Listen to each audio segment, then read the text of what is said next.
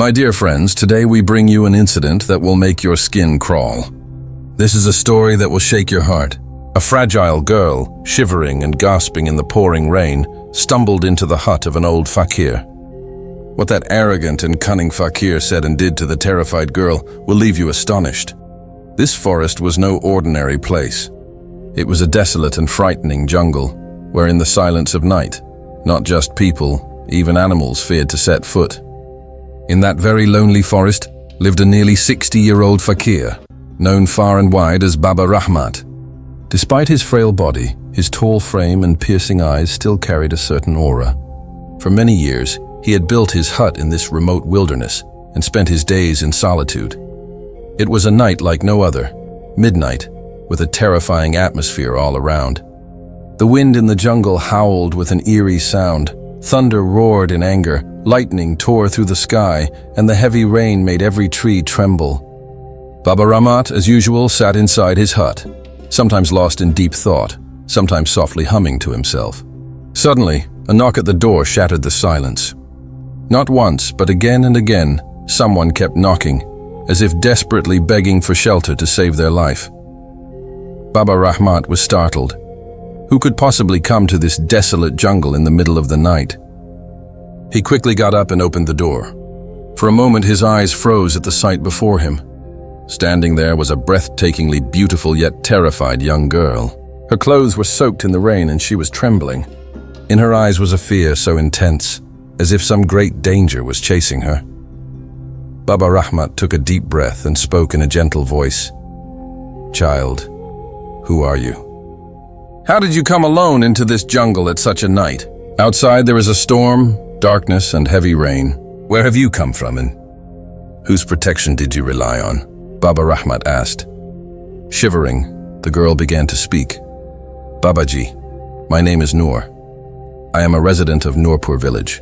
Some cruel men from there were chasing me. They had evil intentions toward my honor. They wanted to harm me. Somehow, I managed to escape with my life and ran straight to your hut." Worry lines appeared on Baba Rahmat's face. But without asking further questions, he opened the door wider and softly said, "Child, do not be afraid. Come inside. No one will be able to harm you here." The girl, gathering what little courage she had, stepped into the hut. Her wet clothes clung to her body, and her face bore clear signs of exhaustion and fear. Baba Rahmat brought her an old cloth and said, "Here, take this and cover yourself. Sit down, don't be afraid. Now tell me everything. What exactly is going on?" In a trembling voice, the girl began to speak. "Babaji, I am the daughter of Farid the cobbler, a well-known man from Noorpur. A few days ago, my parents left this world. Since their passing, the behavior of some men in the village has changed. At first, they looked at me strangely, then they began to make gestures, and now they openly threaten me. They say that if I don't go with them, I will suffer harm. They see my weakness. They have started to consider me an easy prey. That is why, to save my life, I ran straight into the jungle and ended up here." Baba Rahmat quietly listened to every word. No visible shock appeared on his face, yet a hidden question was clear in his eyes. He looked deeply into the girl's eyes and began to wonder, has this girl truly escaped from some great danger? Or is there another story hidden behind all this? The girl sometimes gave a faint smile, sometimes adjusted her wet hair. Every gesture of hers carried a strange air of mystery. That delicate young woman sat with an old fakir inside a shabby hut, while in the corner, a dim lamp flickered, making the entire scene even more dramatic. Baba Rahmat had lived alone in this desolate jungle for many years. But tonight, for the first time, his silent night was broken by the presence of an unfamiliar girl, and everything began to change. Along with compassion, an odd restlessness stirred within his heart. He tried to keep himself calm, yet inside him a storm of questions raged. Suddenly, the girl spoke softly. "Babaji, I am very afraid. Outside there is only darkness everywhere. May I spend the night here in your hut? I will leave as soon as morning comes. Will you give me shelter?" Noor's trembling voice broke the silence of the hut. A new emotion seemed to awaken in Baba Rahmat's heart. The light in his eyes deepened, and a faint smile appeared on his face. In a gentle tone, he said, "Child, there is nothing to fear. No matter how stormy the night may be, this hut is your shelter. "You may stay here in peace." Outside, it was still pitch dark, and the heavy rain showed no sign of stopping. Noor slowly stood up, went to a corner of the hut, and lay down. In a soft voice, she said, "Baba Rahmat, my eyes are getting heavy. I feel sleepy."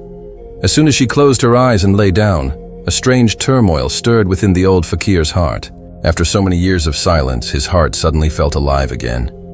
His heartbeat grew restless, and his gaze became fixed on Noor's calm, sleeping face. That night, the old fakir seemed no longer a fakir. He became just an ordinary man. The weight of long loneliness screamed even louder in Noor's presence. Yet he held tightly to the rope of patience. Every moment felt like an eternity to him. In his mind, questions echoed. How will this night pass? How will I escape this silence? At last, Baba Rahmat went to the other corner of the hut and lay down.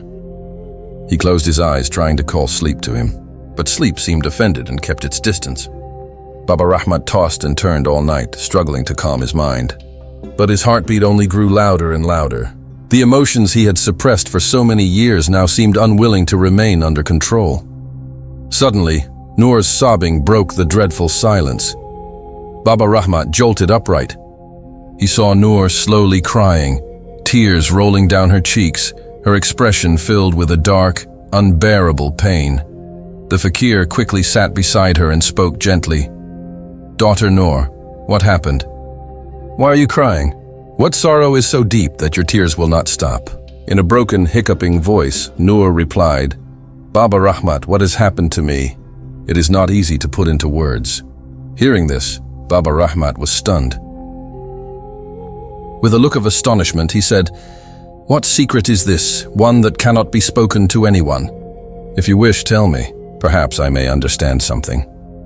Noor looked straight into his eyes and slowly said, "Baba Rahmat, I am not what you thought. I am not an ordinary woman. I am a tainted, fallen soul." It was as if thunder struck the fakir's heart. He listened in shock as Noor continued, "I am not just any girl. I am a lost spirit." Hearing this, Baba Rahmat felt as if his feet were rooted to the ground. His lips went dry, and in a trembling voice he said, "What? You're truly a spirit?" This is impossible for me to believe," Noor softly replied. "Baba Rahmat, I knew. You wouldn't believe me. That's why I will tell you the story of my past life." Noor slowly began to speak. This was a long time ago. In our village, Bishnupur, by the side of a pond stood an old banyan tree. We girls used to fetch water and bathe there. One day, after everyone had left, I was alone. It was then that I saw a strange, handsome young man beneath that tree. He wanted me. He said he wished to marry me. Since childhood, I had heard that a shadow lived under that banyan tree. At once I realized this was no human being. It was that very shadow. From that moment, even his name became hateful to me. But he was relentless. When he saw that I would never agree, he used magic.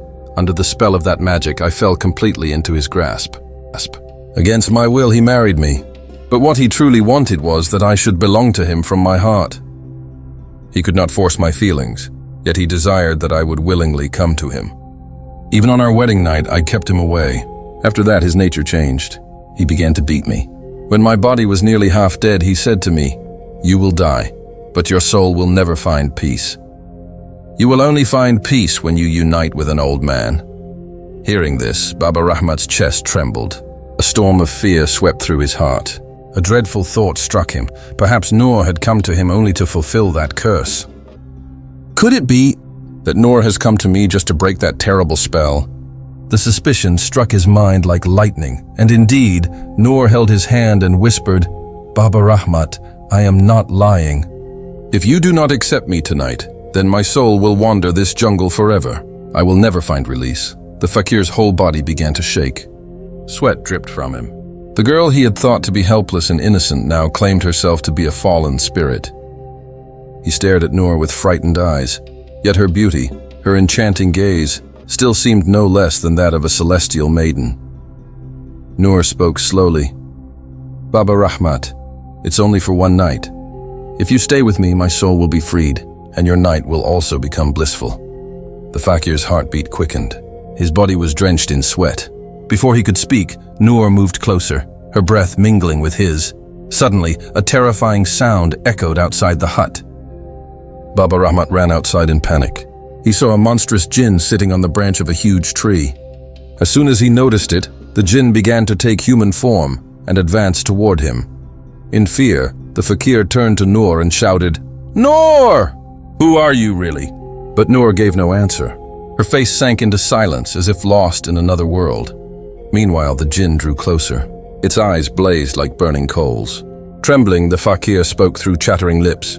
Who are you?" The jinn roared, "I am the one who sent Noor to you." Hearing this, the fakir understood everything. It had all been a trap. The jinn had enslaved Noor and was using her to deceive Baba Rahmat. Filled with anger, the fakir shouted, "Your black magic will not work on me. What did you think, that sending a beautiful girl would deceive me?" The jinn laughed and said, "You had already strayed down the wrong path. If Noor had not called herself a spirit, you would have succumbed to the flood of your emotions." The fakir looked at Noor with a mixture of shame and sorrow. She sat with her head lowered, tears of embarrassment floating in her eyes, thinking about the grave sin she had almost committed. The jinn roared, "Now you have fallen right into my trap." Old fakir, the elderly fakir, closed his eyes and silently thought, "How can I escape from this danger?" Then he opened his eyes, looked at Noor and said, "Look into your heart and ask yourself, what were you about to do? I have never wronged any woman in my life. Then why did you want to destroy the struggles I have fought for years, battling the evil within my own soul? Look within yourself and understand, why were you doing all this?" As the fakir spoke, suddenly, the jinn roared and shouted, "This old fakir, now nothing can be done. Time has slipped away. What destiny has written will now come to pass." At that moment, Noor looked at the fakir trembling and said, "Baba Rahmat, I no longer know what is true and what is false. I only believe this much, that somehow my restless soul must find peace."